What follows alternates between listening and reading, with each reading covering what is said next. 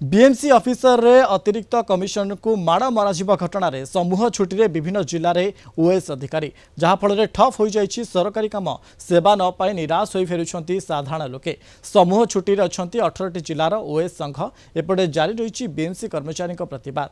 द्वितीय दिन में कला ब्याज पिंधि नीरव प्रतिवाद जारी रखिछंती। ऑफिस को कला ब्याज पिंधि आसिछंती कर्मचारी माने अत्यावश्यक सेवा को छाड़ी अन्य समस्त सेवा बंद रही। साधारण अभियोग शुणाणी बंद रही। फाइल कार्य बंद सहित अन्य सरकारी कार्य बंद रही।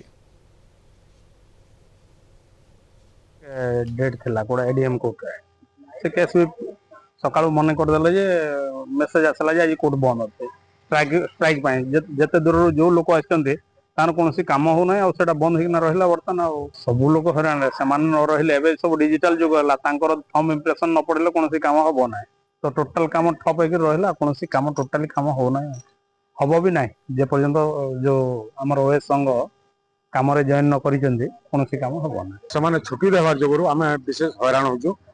बेसिकली मुई हैरान होजे एते वर्षा रे मध्ये मु ठेलकली मोटरसाइकिल आसे 3 दिन हलानो काली मध्ये आस्थिली परदिन मध्ये आस्थिली